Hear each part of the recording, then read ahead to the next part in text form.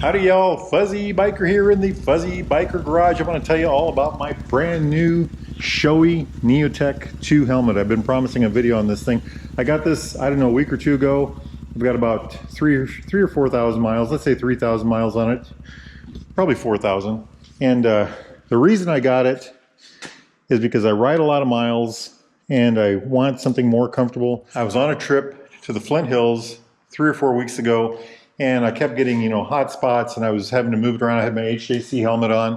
I love that helmet, but on that long ride, I just kept having to wiggle it around to get it comfortable.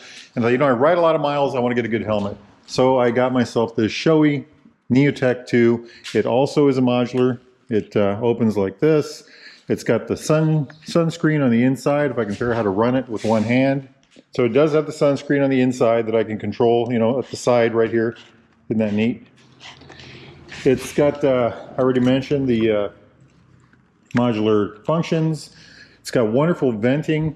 It's got the 7-position shield. Let's talk about that. So it has 7 different positions that you can put it in. And it's got this excellent venting system. So it's got the chin vent right here that's open right now. Push that up and it's closed. And then on top it's got this inlet vent right here with this, right now it's in the closed position. You push this back a little bit. That's medium, and that's wide open. I don't know what it has on the back. Yeah, it has passive venting on the back, I guess, too. And I do like the way it looks. I got the silver, very high quality helmet, made of very good materials. It's got excellent enclosure. It fits relatively tight. It's got really good covering around your neck area. It's got, let me pull it up here. It's got the chin thing right here. It's got this excellent stuff all the way around, very high, quality materials, very comfortable, very good feeling. It's got this wonderful ratchet strap. I want to mention that because I think that should just be the standard for helmets anymore. I've had a lot of D-ring helmets. They work, but a nice ratchet strap is always nice too. And it's kind of got everything you want in a helmet. And it's also, you can put, it's made to fit an intercom system. I can't remember the brand of it, but it'll go right here. The battery pack goes in the back. But just look at that shape. Isn't that neat?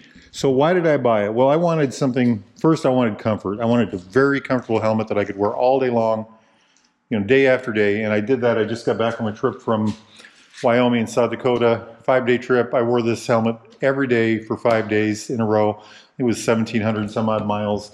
And it just passed, It's the kind of helmet you put on. I always say you have to break in a helmet. This helmet almost required no break-in. It required such a little amount of break-in that it's not even worth mentioning. I had a little bit of ridge pressure in the beginning, just a very minute amount, and that has gone away totally. Very comfortable helmet now. Next thing I wanted was a quieter helmet, and this is definitely quieter than my HJC, and I'm not trashing that helmet. I like that helmet. That is a good helmet. Just this is a better helmet. So, it's not room quiet. A lot of people say, oh, they're room quiet. Well, they are room quiet if you're in a quiet room, but you do hear air noise, and as soon as you start opening vents, if you close the vents up and you close the screen, it's a pretty darn quiet helmet. But the minute you start opening up vents, the noise comes in, the air flows. And there's something about these vents, by the way, and the reason you get that extra noise is you can feel the airflow coming, when you open a vent or increase the vent, you can feel the airflow increase. I mean, you can feel it on your head, and it's a substantial and a comfortable helmet. The other thing this has is kind of a barely, I don't know if I can do it with one hand. It's already there. Just barely a crack. My other helmet would open, but it would open at a gap like this. Now this helmet does do that. You can open it at a gap like that. But you can also go all these other detents. I think I counted 7 total. Is that really a big deal? Yeah, I was. I took that long ride, and the day's heating up, and you start with the windshield closed in the morning all the way down, and as the day goes along, you open vents up, and next thing you know, you've got the thing just cracked, and then after a while, you're going up, and it gives you a lot more options in airflow. If it's not very buggy and you want the thing all the way open, great. The helmet does come with a pin lock. I don't have it in. I haven't had to use it yet. It's a very interesting windshield also in that it's made differently than any other one I've ever had before. It's got this kind of it folds over and it kind of goes over this, this silicone thing on the inside. Let me see if I can close that again. So it kind of keeps the aerodynamics better. And that's another thing, this helmet is very aerodynamic, It flows air very well. It feels like This helmet weighs pretty close to the same amount as my HJC, maybe a little lighter, but when you're wearing it, it feels a lot lighter. And I think they've done a lot to keep the aerodynamics, you know, in check on it. And also when you're going down the road with the helmet on, you know, when you turn your head, I've had helmets before, when you turn your head, suddenly you get to a point and it just wants to yank it, you know, it just becomes a sail. This does not really do that at all. I mean, you get to a certain point, you can feel it more, but it doesn't do that. It doesn't have that extreme thing. And I think that's also one of the reasons it's so quiet. It's so aerodynamic. That's why I have not put my GoPro on it. I don't want to ruin that benefit. You know, I paid a lot of money for that benefit, and I don't want to ruin that.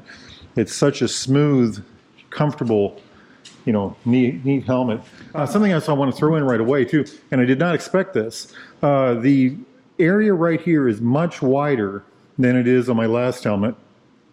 And immediately, with the first time I rode with this helmet, you know, I had to take a look back like this. It was amazing how much more view I had. Now, I didn't think my other one was that bad, but you know, the little bit of difference that they put in here makes a lot of difference.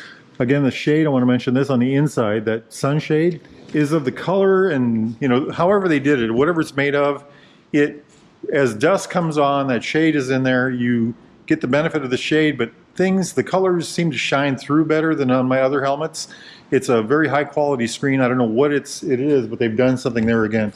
So you've got, you know, higher quality outside screen, higher quality inside shade, and it works very smoothly. You know, all the operations are very smooth on this helmet. Everything is just very well done on their part.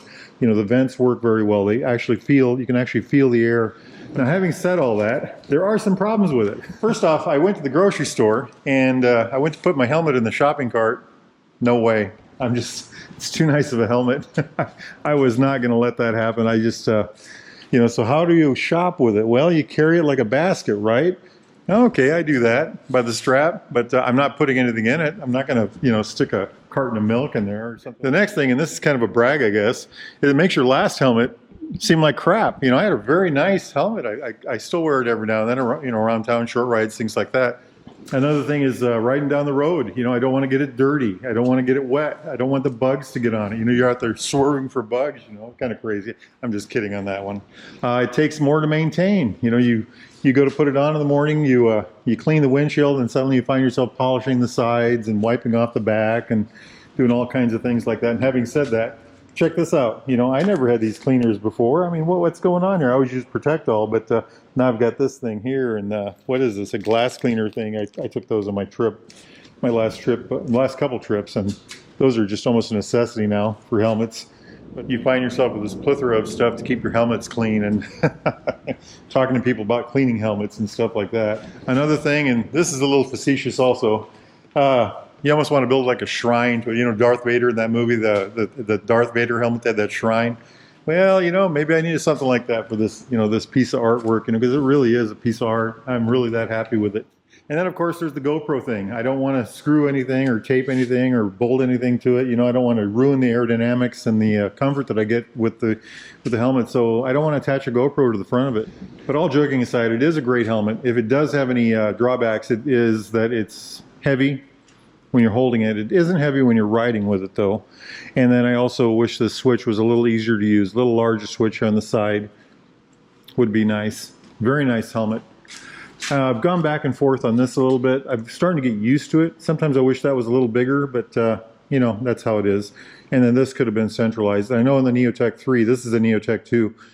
On the Neotec 3, this switch has been centralized. My HJC had a opening bar here and over here, so I could do it left or right-handed. This one is left-hand specific. Very nice helmet.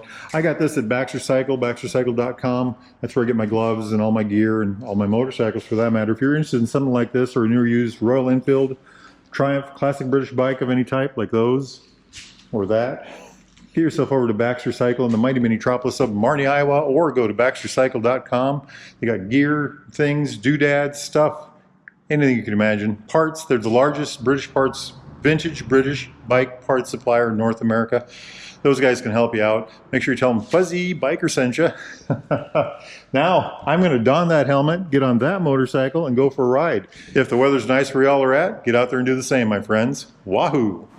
Yippee-yi-yay! Yippee-yi-yo! Down the road we go! Beautiful, beautiful machine. Turn the radio on. Turn the radio on, turn the radio on, turn the radio on, turn the radio on, turn the radio on, turn the radio on, turn the radio on.